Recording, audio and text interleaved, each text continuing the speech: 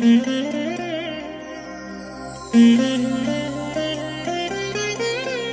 దినం పరము నుండి దిగివచ్చు మాట. ఇది నీ జీవితానికి వెలుగుల బాట. నీ ఒడిలో ఉంచబడిన దీవెనల మూట, అద్భుతాల ఆనంద ఊట.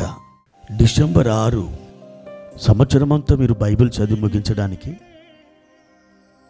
మీరు చదవలసిన లేఖన భాగం ఉదయం దానియేలు గ్రంథం 3 మరియు 4 అధ్యాయములు, సాయంత్రం యోహాను వ్రాసిన మొదటి పత్రిక 5వ అధ్యాయము. ప్రియమైన దేవుని బిడ్డలారా, ఈ ఉదయకాల సమయంలో ప్రభు యొక్క కృప మీకు తోడైనుగాక. ఎలా ఉన్నారు? బాగున్నారు కదూ? ప్రభు మీ చేయి పట్టుకొని మిమ్మల్ని నడిపించడం నా హృదయంలో నమ్ముచు మీ కొరకు ప్రభువుని స్తుతిస్తూ ఉన్నాను. ఆయన చక్కని త్రోవలో మనల్ని నడిపించే దేవుడు. ప్రతి లేమిని ఆయన తొలగించే దేవుడు. ఆయన నీకు బోధించే దేవుడు. ఆయన స్వస్థపరిచే గొప్ప పరమ వైద్యుడు. ప్రియ దేవుని బిడ్డ, ఇటువంటి గొప్ప దేవుణ్ణి నీవు కలిగి ఉన్నందుకు నువ్వెంత భాగ్యవంతుడవో లేదా భాగ్యవంతురాలువో నీకు తెలుసా? ఆయన నీకు ఎల్లప్పుడూ శ్రేష్టమైన వాటినే దయచేస్తారు.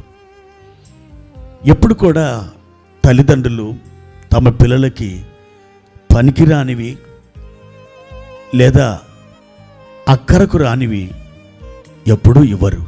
మరి తల్లిదండ్రులే ఆ విధంగా తమ పిల్లల పట్ల వారు నడుస్తూ ఉంటే, దేవాది దేవుడు ప్రేమస్వరూపుడు మరి మీ ఎడల ఇంకెంత శ్రేష్టమైన కృపను, శ్రేష్టమైనటువంటి వాటిని ఇవ్వడానికి ఇష్టపడతాడు.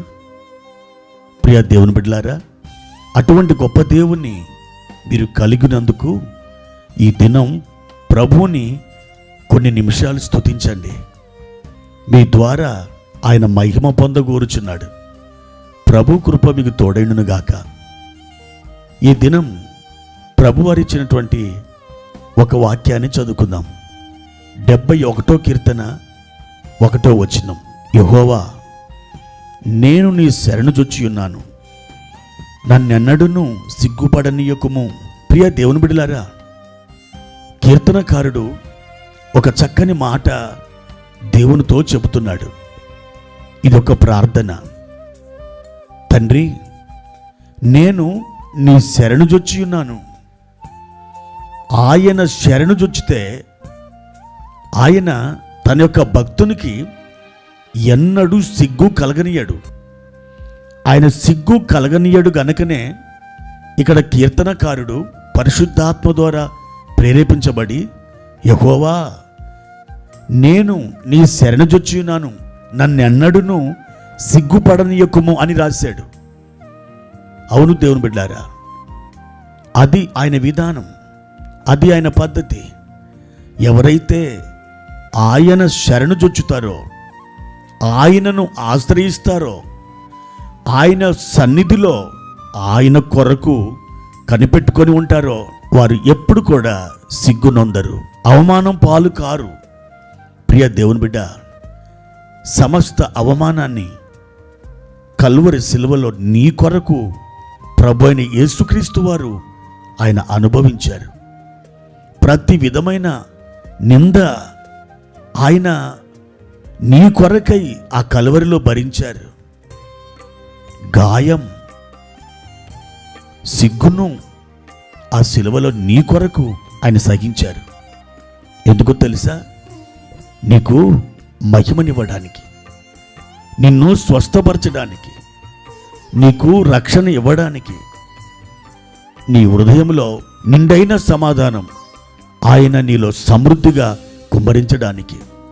ప్రియ దేవుని బిడ్డ, నీవు ఆయన శరణు జొచ్చినట్లయితే ఈ లేఖన ప్రకారం నువ్వెన్నడూ కూడా సిగ్గుపడవు. యోవేలు గ్రంథం 2వ అధ్యాయము 26వ వచనంలో దేవుని వాక్యం ఇలా సెలవిస్తుంది. నా జనులు ఇక నెన్నటికి సిగ్గునొందరు. సాక్షాత్తు దేవుడే ఈ వాగ్దానాన్ని తన ప్రజలకి ఇస్తున్నారు. తన ప్రజలలో నీవు కూడా ఉన్నావు కదా. అయితే ఈ వాగ్దానం నీ కొరకే. నువ్వు ఎన్నడూ సిగ్గు నొందవలసిన అవసరం లేదు. నిన్ను ఆయన సిగ్గు పడనీయడు. నీవు సమాజంలో తలదించుకొని అవమానంతో కుమిలిపోవలసిన ఆ పరిస్థితిని నీ దగ్గరకు దేవుడు తీసుకొని రానివ్వడు. నిన్ను ఆయన ప్రేమిస్తున్నాడు. తన మహిమ వస్త్రంతో నిన్ను కప్పి నిన్ను ఆయన ఘనపరచబోతున్నారు. ప్రియ సహోదరి సహోదరుడా, ప్రతి విధమైన అవమానాన్ని ఇంతవరకు నువ్వు సహించుండొచ్చు. అవన్నీ కూడా ఒక మహిమగా దేవుడు మార్చాలని ఇష్టపడుతున్నాడు. ఈ ఉదయకాలం ఆయన తట్టు చూడు, ఆయన వైపు కన్నులెత్తు. దేవా, నా జనులు ఇక ఎన్నటికీ సిగ్గునొందరని నువ్వు సెలవిచ్చావు కదా. నేను నిన్ను ఆశ్రయిస్తున్నాను, నన్ను సిగ్గుపడనీయకు. తండ్రి, నీ తలను ఎత్తువాడు నేనే అని చెప్పిన వాడు, నేను నీ ద్వారా ఈ సమాజంలో తల ఎత్తబడి నీ మహిమ కొరకు, నీ నామ ఘనత కొరకు ఉండాలని ఆశిస్తున్నాను. అట్టి కృప నాకు దయచేయమని నీ ప్రార్థనలో ఆయన్ని వేడుకో. తప్పకుండా నీ తలను పైకెత్తుతాడు. నీ అవమానములన్నీ ఘనతలుగా ఆయన మార్చేస్తాడు. సమయం సమీపమైంది. అది ఇంకా ఎంతో కాలం పట్టదు. అతి త్వరలో ఒక శుభవార్తను నువ్వు వినబోతున్నావు.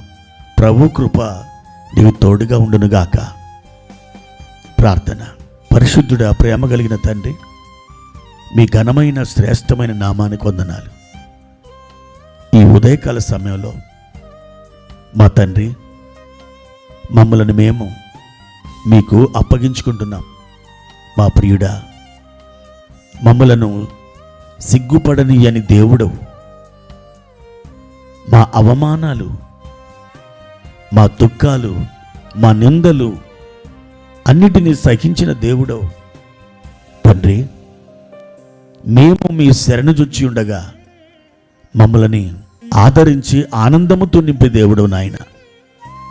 కృప వెంబడి కృప మాకు అనుగ్రహించి నాయన మీరు మమ్మల్ని వర్ధల చేయమని యేసుక్రీస్తు నామములో ఈ ప్రార్థన అడిగి వేడుకుంటున్నాము తండ్రి. ఆమెన్.